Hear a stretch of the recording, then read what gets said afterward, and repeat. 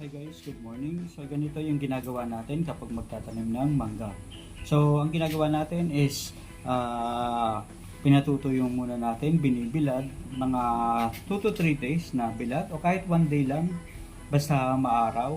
And kapag natuyo na siya, kailangan bago natin ibilad is kailangan hugasan natin ng mabuti and then make sure na ito is nililinis natin yung matamis na part para hindi lang gamin.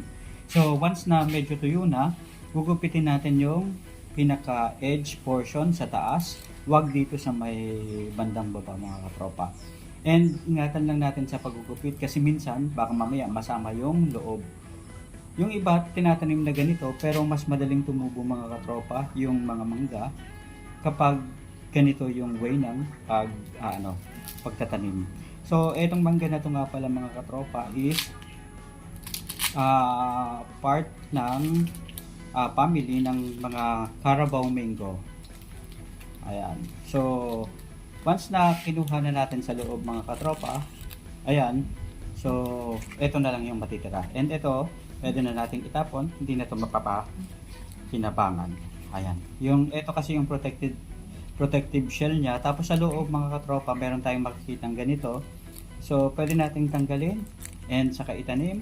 O pwede rin itanim na natin ng diretso. Ayan. So, mas makakabuti kapag yung ganito, mga katropa, is itatanim natin ng maayos. Ginagawa natin mga katropa, kumukuha tayo ng aloe vera. So, ginugupit natin. Tapos, ito, hahatiin natin ng ganyan. So, kahit yung medyo sanga-sanga lang, edge lang mga katropa. And, saka natin ito ikis-kis doon sa aloe vera. Make sure lang na hindi madurog mga katropa. So, yung para lang siyang mabasa, malawayan itong aloe vera. Kasi ito merong makakatulong ito para mabilis tumubo itong ating puno ng mangga. Ayan. So, ganyan lang yung gagawin natin. Okay? So, make sure lang na ito ay mabasa ng gusto, lalo na itong sa bandang ilalim. So, sa pagtatanim nga pala mga katropa ng mangga, dapat pa ganito, patusok na ganyan. And, wag kayong magtatanim na ito, yung una, kasi ito mga katropa yung portion na mag-uugat. At dito, magkakaroon ng hati, and dyan lalabas yung pinaka puno ng mangga mga katropa once na tumubo na ang inyong mangga. So ganyan lang, simple. Okay, ito yung parang nursery mga pot natin mga katropa. Dito natin tinatanim yung mayroon tayong sili ngayon, meron tayong santol, and meron din tayong ito yung mga durian mga katropa, durian na galing sa Davao. Ayan, so goods at tumutubo na, nagkakaroon ng mga katropa ng sanga-sanga. Ayan. Ibig sabihin, unti-unti nang tumutubo yung mga maliliit na dahon. Ayan, ang gaganda ng tingnan ng mga durian. Ito, ayan. So, ganun process din mga katropa yung ginawa natin para tumubo itong durian natin.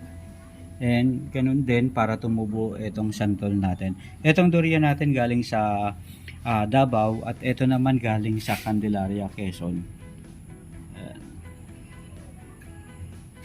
So ito mga sili, ayan, pangsigang kasi mahilig tayo sa sinigang.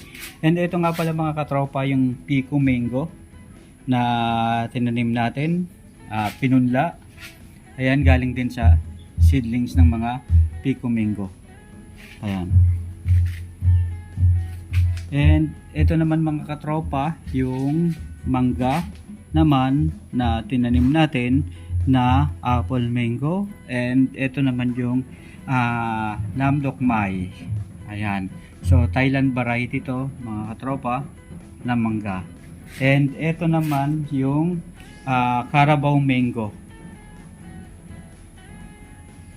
Yan, so itong itatanim natin is Carabao Mango rin ito mga katropa. Ayan.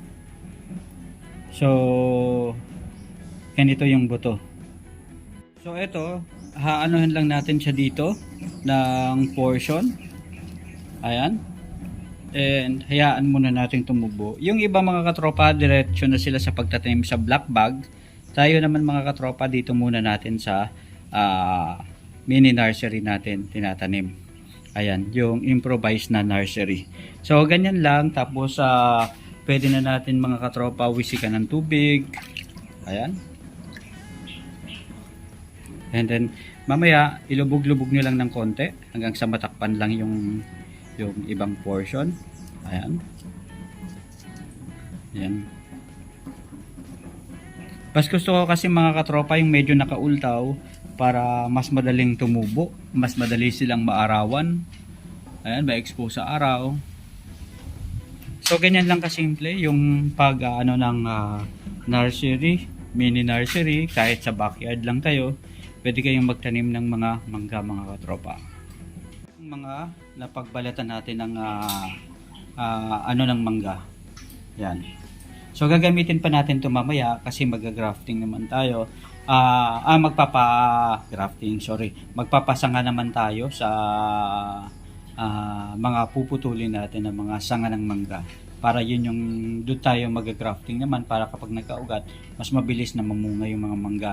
So ito kasi mga katropa, yung mga seedlings na ganito, habutin ng mga 3 years bago mag-start na mamunga tong mga to. Pero at least sulit naman kasi magagandang variety naman tong itinatanim natin ng mga puno, mga katropa, and quality. So, dito naman tingnan natin yung mga mangga na natin. So ito yung Num Dakmay. Ayan, so parang papaya mango to na Thailand variety naman. Tapos ito is Indian mango, and ito part pa rin ng Carabao mango, and ito naman Num Dakmay. So ka-variety na ito mga katropa. And dito ito yung Elena, Guimaras, Sweet Elena o Guimaras mango na tinatawag. So Philippine variety rin to mga katropa. Originally Zambales pero sa Guimaras na in-improve yung variety nito mga katropa. Ayan. So grafted din to, and kung mapapansin natin medyo lumalaki na, tumataba na yung puno, and dito nga ayan. So ito yung pinagtugtungan. And dito naman sa kabila ito yung Jowin mango ng Taiwan. So giant variety rin ito. Ayan, so at least may sanga na dito. So pwede itong iputulan ulit natin para at least maparami natin. So isa ito sa mga mga masasarap na mangga. So Taiwan variety. Ayan. And ito naman yung isa pa na maganda rin. Ito yung tinatawag na Pico mango. Ito mga katropa yung tinatawag na Katimun mango. So Thailand variety rin itong ganito. So merong variety na dito sa Pilipinas, Katimun din yung tawag pero letter K. Pero itong variety na to is Thailand.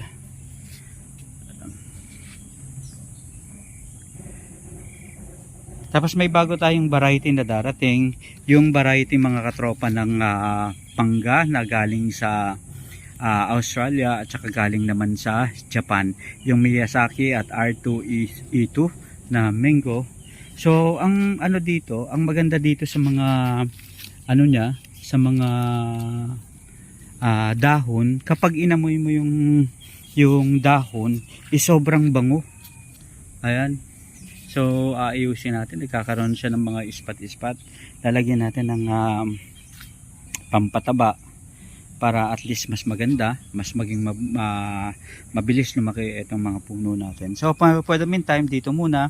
So palalakihin lang natin ang medyo tumaba-taba, and saka natin ililipat sa bagong lalagyan. So yung i-deliver mamaya siguro mga 3 ng size ng ganitong extra large na black bag, na plastic bag na gardening bag. And yun yung mga naitanim na dito is dito na natin tinatanim sa mga Coca-Cola and sa mga bottled mineral water. So kapag napapunta tayo sa sa market, susubukan natin na bumili ng mga mas magagandang mga plastic bag, mas malalaki. So eto 1, 2, 3 and dito siguro pwede tayong mag-apat na putol dito later on. Ayan, para maparami natin yung variety na ito. So ang ganda ng tingnan, at least dumadami yung mga variety natin. Ayan, and dito rin sa kabila.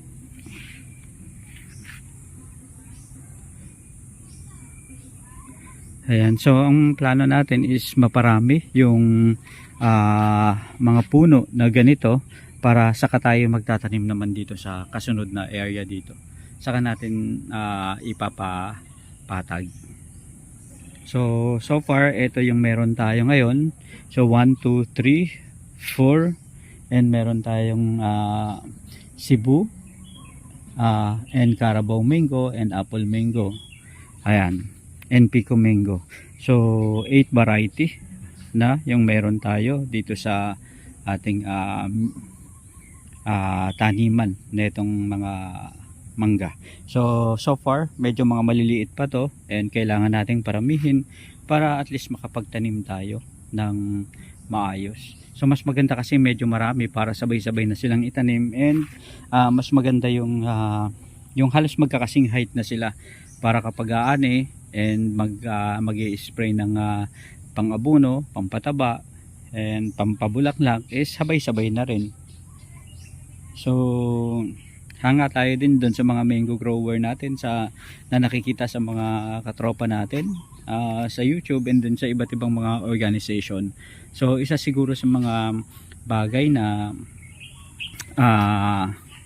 nakikita natin doon sa mga nagnenegosyo ng mangga is yung pagiging consistent nila sa pagtatanim and doon sa production ng mga mangga and pag-aalaga ng mga mangga and ganoon na rin sa circulation pagdating sa trading ng mangga. So maraming mga challenges tayong nakikita pero sa tingin natin na kakayanin natin kapag naranasan natin yan and piniprepare na lang natin at inahanda yung sarili natin. And happy tayo na makita yung mga puno na ganito na magagandang variety and I hope na maparami pa natin to and dito sa Bicol mas lalong dumami yung mga mango grower mga katropa. So happy tayo at least namumulaklak. So ang medyo challenge lang ngayon mga katropa is yung panahon kasi maulan, laging may low pressure pero so far okay naman kasi yung mga mangga naman dito tumutubo rin sa lupa na ganito. Ayan, so kaya ang gagawin nating foundation nila so pag grafted natin is yung Indian mango mga katropa and dun tayo mag-graft ng mga magagandang variety para yung mga ugat na sanay dito sa lupa na ganito is makasipsip ng nutrients at saka yung mga kailangan sa paglaki tulad ng tubig, ayan, yung mga ugat na mga matitibay. So and yung ibabaw naman dito na tayo sa main na mga puno. Ito Guimaras, Santa Elena, Sweet Elena, ayan, and Chuwan mango, ayan. Wow, ito yung tinatawag nila na golden o kaya yellow mango rin, giant golden mango, Juwin mango o queen mango, ayan. Reyna ng mga mangga and eto pa yung isa naman tropa, Katimon ng Thailand, ayan, ganda. Ang maganda dito mga katropa is kapag pinisil mo yung ito, kapag crinamps mo tapos inamoy mo, ang bango ng amoy. And ito pa yung isa, Numdakmay, Thailand variety rin mga katrops. And dito syempre meron tayong ito, Indian mango na tayo na mismo yung nagtanim nito and Carabao mango ng Cebu, ayan.